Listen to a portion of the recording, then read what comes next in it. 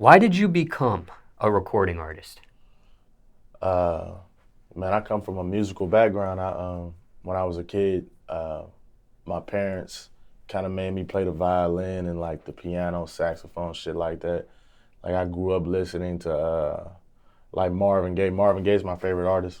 You know what I'm saying? So it was always, I would say, kind of meant for me. You know. When it came to these instruments, why these instruments in particular? Uh, Shit. I used to hear my pop say that the violin is probably one of the hardest instruments to play. So I think that's probably was one of the things, like just trying to, make me an intelligent kid or some shit like that. And they chose these instruments for you. Definitely, for sure.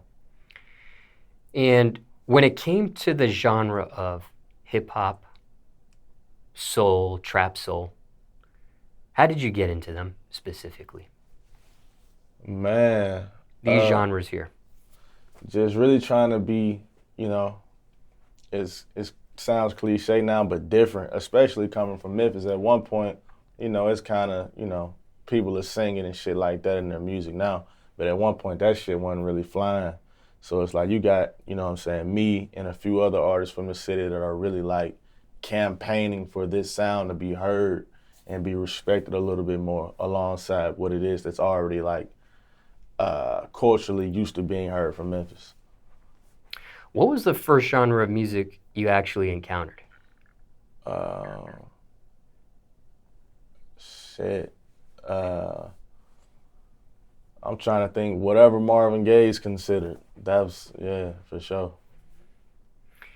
And that is your favorite artist. Definitely. What drew you to him? Just, he's just real. Like, you know what I mean? He give you the good, bad, and the ugly. Like, somebody like, he'll tell you, man, I'm getting high as hell, but shit, I ain't trying to get high as hell. Shit just fucked up. Like, I always respected that about him. I can't remember if you said it or not in this interview so far, but how did you discover Marvin Gaye, or did someone put you onto him? When I was a kid, I used to hear my mom cleaning up the house to him. Like, you know what I'm saying? My favorite song by him is Sad Tomorrows. I used to hear her cleaning up, like, damn, that shit sound good as hell. And then, like, as I grew older, excuse me, I used to be like, damn, I just was, like, super tapped in with him, you know? You said you were a kid. You remember what age or what grade, perhaps, at that point? Probably about 6 or 7, maybe. And is it safe to say he's your musical influence as well? 100%, definitely. Was he alive at the time? No, hell no. I think Marvin died 71. Maybe I'm wrong, somewhere around that. He's been gone for quite some time. Rest in peace to him. When it comes to rapping, how'd you learn how to rap? What was that learning process like? Man, it's like, it's like riding a bike. I used to write, it's at this point now nobody writes any fucking more, but I used to write when I started learning how to record myself. I was an engineer too at one point. Still not so much, but I record myself. But when I started recording myself, I started to see like, you know what I'm saying, the aspect of punching in and like how that works and shit like that. So I would say, yeah, it went from me writing to recording other people and seeing them not writing and being like, damn, I could do that too. And I probably could do it better. And that's what I started doing. Safe to say you were self-taught? Definitely. Definitely. And was it something you wanted to do on your own back then, or was it a suggestion? Maybe someone put a battery behind your back, so to No, speak. hell no. This is all I ever wanted to do. I've never wanted to do anything else, period. Like, this is all I ever seen myself doing. Real talk. Now, for time reference, it's March 2021. Yeah. Are you a full-time recording artist at this point? Full time. And how long have you been full-time? Rough estimate. About 3 or 4 years. You've also signed a recording contract. I have. With Dramatized / Warner Records. Yes, sir. How did that happen? I met Tay Keith when I was probably like 17, 18 years old. I was working at this studio in Memphis, and this was right around the time that I got cool with Blocboy. But Block and Tate were already friends and shit like that. So we used to see each other in passing. Like every time I seen him, he'd be like, man, I'll play something. He'd be like, I'm gonna sign you one day. And I'm, you know, as an engineer, you so used to hearing bullshit people say, I'd be like, man, get the fuck out of my face. Woo, woo. Every time I seen him, he'd say it. Like as things progressed for him, like Look Alive came out. He did Nonstop with Drake. And I remember being at Block's house and he was like, bro, I'm gonna really sign you. I'm dead serious. And then a year later, shit, we was sitting down, you know, signing, you know. He stuck to his word. A lot of people don't do that, especially in this industry. So when he met you as a recording artist or engineer? Nah, he met me. I was rapping at the time, but, you know, for lack of a better term, nobody was taking me seriously at all. But it was hard, though, you know what I mean? But like I said, this is probably like 2017, 2016, where that what I'm doing and what a few other people are doing hasn't really just made its way to being respected yet, you know what I mean? So, yeah, like he used to always tell me, like, you know, I'm gonna sign you, for sure. Do you remember the first time you actually met Tay Keith? I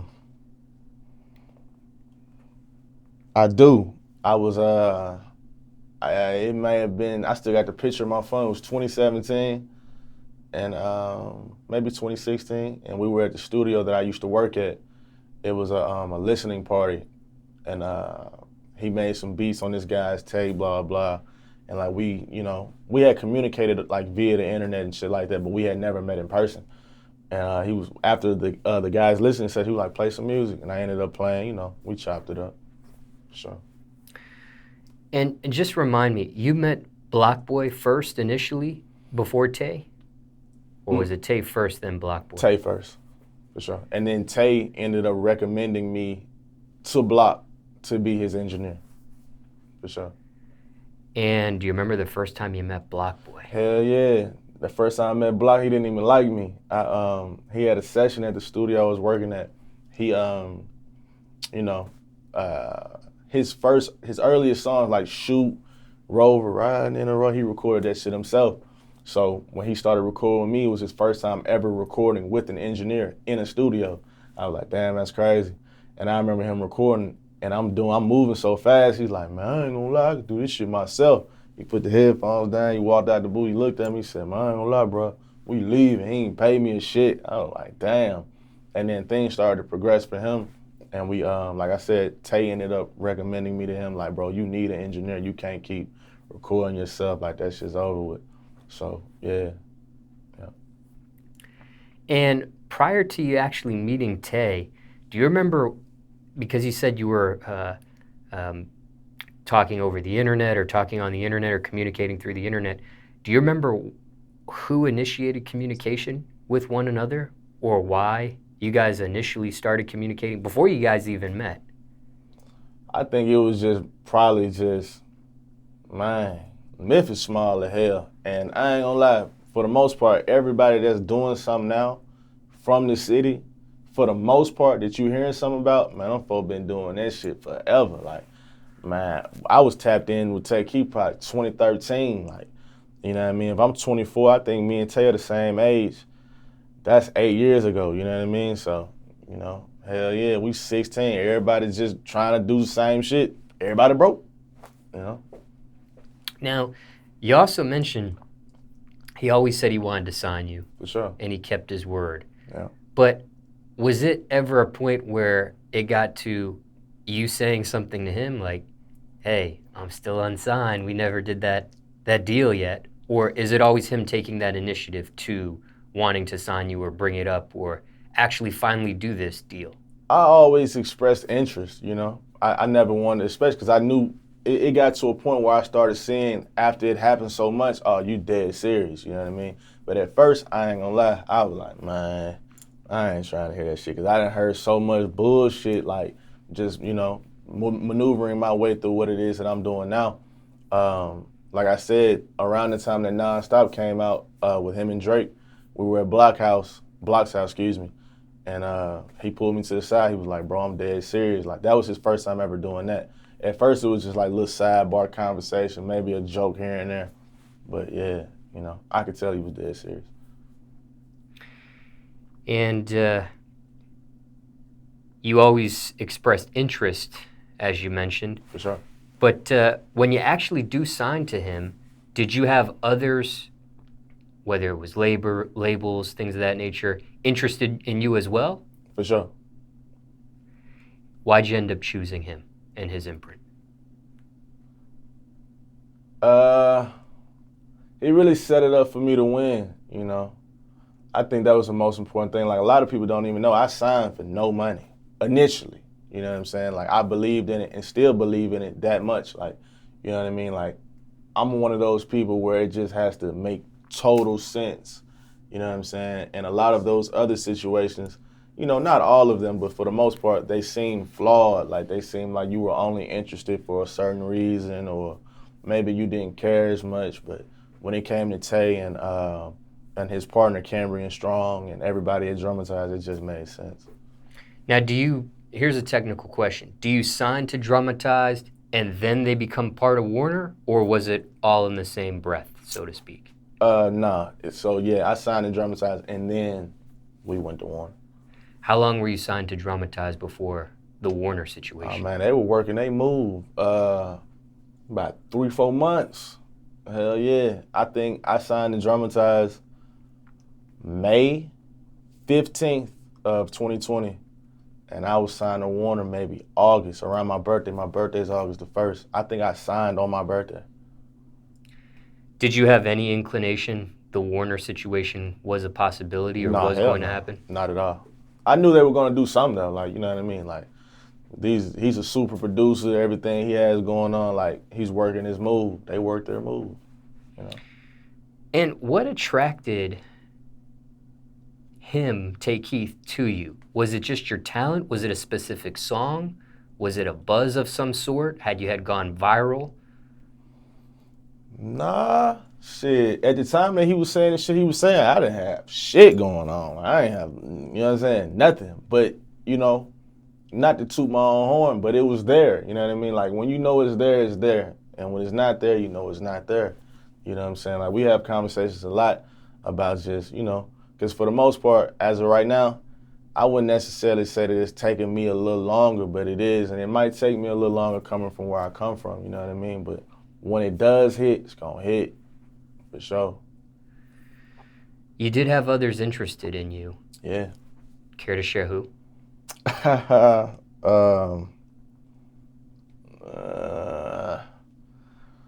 want to, but I don't want to make it sound like it was bad or, you know. Interscope was interested, extremely interested. Atlantic. Me and Gotti sat down a couple of times. You know what I'm saying? Yeah. Looking back, did you make the right or wrong decision? Definitely, I made the right decision. 100%. Because? Like I said, I believe wholeheartedly that they believe in me. You know, that's what matters the most. And not to say that the other people did not, because Gotti was going hard for me. Like, Gotti was probably one of the first people that was posting my shit, blah, blah. Because, like I said, I'm engineering for, like, his artists. You know what I mean? I'm an engineer that makes music, and he's posting my music, and I'm their engineer. I thought that was some of the realest shit ever. Nobody was doing that. So, shout out to him for that. Definitely. He just does that on his own? You don't ask him for the poster? I didn't even ask him. This was like fall 2018, early 2019. That's when things kind of started to look like they were working a little bit. So, like, yeah, like, I'll post some shit. He'll post it, like, off the wham. You ain't got to ask me. You got to call him. Nothing. He going to do it. I thought that was real. Now, for chronological purposes, because we built up a little timeline, were you a full-time recording artist prior to signing to Dramatized, or were you full-time after? I was always full-time. I was full-time with everything. I was full-time artist, engineer, student at the time, all that. Like, I was just, balancing that shit out. How long do you think you were a full-time recording artist by the time you actually signed? Like, I think you said 3 to 4 years you've been full-time. But within that 3 to 4 years, at what point in that time span do you think you actually signed? I think right around, let's say, so I'm speaking from now, so maybe 2016, 2017, you know what I'm saying? Up into 2019 is where I started saying, oh, I think this can work. You know what I mean? Like, I always felt like it could work, but that's when I started seeing, like, statistically, like, numbers are involved. People are tuning in, like, this could actually work. Like, I'm seeing it, you know what I mean? It was tangible. When it comes to Tay Keith, do you get first crack at his beats? Yeah, if I ask for him, for sure, definitely, you know? You ever passed on one of his beats and it became a bigger song for someone else? Nah, hell no, I never do no shit like that. I didn't seen that happen before, though, for sure. Care to share what or who? Nah, I can't do that. Can't do that. When it comes to Tay Keith, my last Tay Keith question. Biggest advice or most important thing you learned being around him? Man, don't go broke trying to keep up with other people. Don't do that. And then shit, just always just remain humble, remain patient. Like, never make it look as if, you know what I'm saying, you know, because your shit ain't doing what the next man's shit is doing, you get down on yourself. Like, don't do that. Like I said, like, the ideology that I carry now, I won't say that I necessarily got it from Tay Keith, but he pushes forward on it. Like, it's gonna take you a little longer, because it's gonna last a little longer. I believe that. Real talk. In this 3 or 4 year span of being a full-time recording artist, ever felt like quitting? Hell yeah.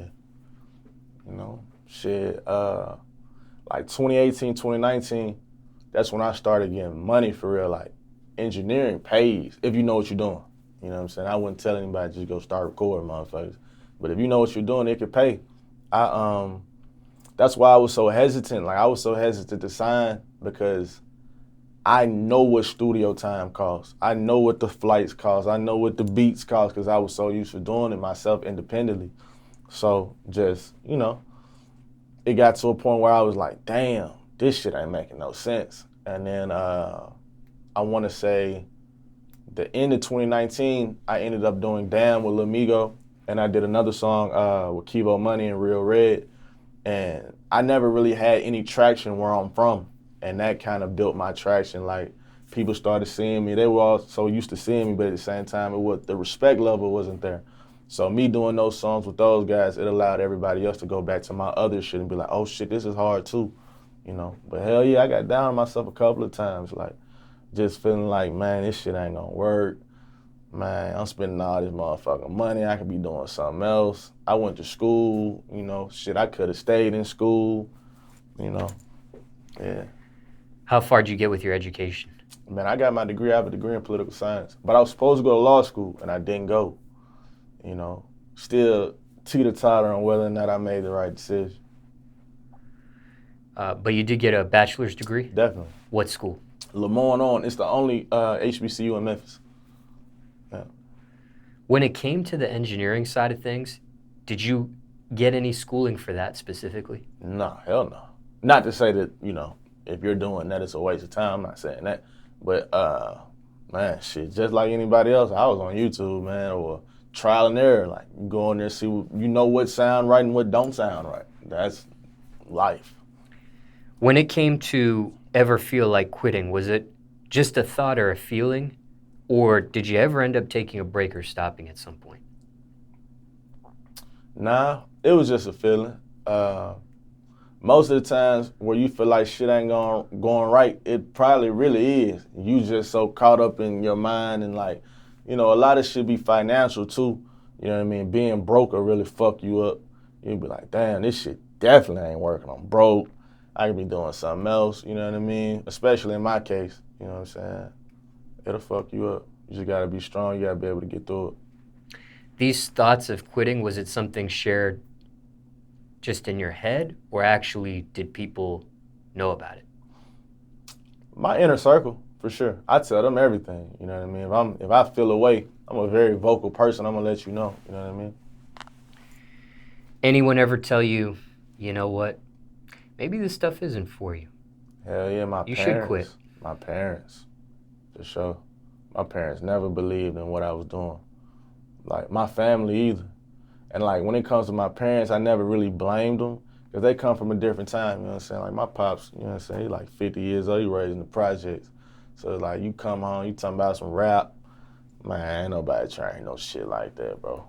So I never faulted him, but when it came to everybody else, like cousins, brothers and sisters, or my sisters, you know what I'm saying, who are my age, I ain't really feel like you had a reason not to believe in me, you know. I still hold that against them too. I have a sister that I haven't talked to in like 5 or 6 years. Real talk. Risk versus reward. What's the biggest risk you took for your music career so far? Man, not going to law school and signing, for sure. And were those risks worth it?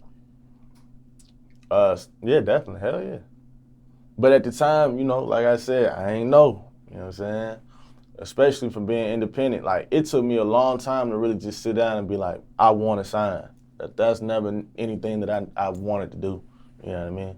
But it was set up for me to win, so I couldn't, you know, turn it down. Have either of these facets that you just described been mentioned in your music? Yeah, for sure. Yeah. Proudest accomplishment so far in your music career? Man. Shit, really just being able to be self-sufficient with my music, you know? Shit, being able to do things for my mother, you know, my friends and family. That's really like all I ever wanted to do, you know what I'm saying, when it comes to this. Like, I tell people all the time, I ain't really worried about no hoes. I don't want to get high with you. I just want to rap, pick that bag up, take my head back to the house. You can have the rest of this shit. Has this been a fulfilling accomplishment? Hell yeah. Because like I said, I come from being told, man, that shit never work. What you doing, shit, pipe dream, real talk. I used to hate hearing that shit, like, man, that shit never work. It's working, though. On the opposite end of the spectrum, biggest failure so far in your music career? Biggest flop, disappointment? Damn.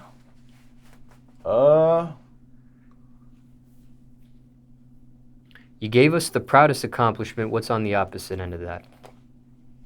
I won't say I really have any. Believe it or not, you know. I haven't put out a project in like probably over a year. You know what I'm saying? So when I was independent and I was just doing things on my own, I always felt like, all right, let's say we did 100,000 this time. The next time we're gonna do 200,000. Next time we do 500,000. The next time we do 1,000,000. So as long as I was seeing like growth over, you know what I'm saying, shit not growing, I was like, shit, this shit working. That's just the way I felt. When it comes to tactics, method, strategy, what's the single best thing you've done for your career, looking back? Is there something you say to yourself, wow, I'm really glad I made that move, or I'm really glad I did that? I'm really just good at waiting my turn. You know what I'm saying? Like really just, you know, I've never been an opportunist in my life, but at the same time, I know how to pick opportunity. You know what I'm saying? I know how to look at the moment and be like, yeah, it's the time for this, and it's not the time for this. And I feel like that's what's gotten me to where I am today.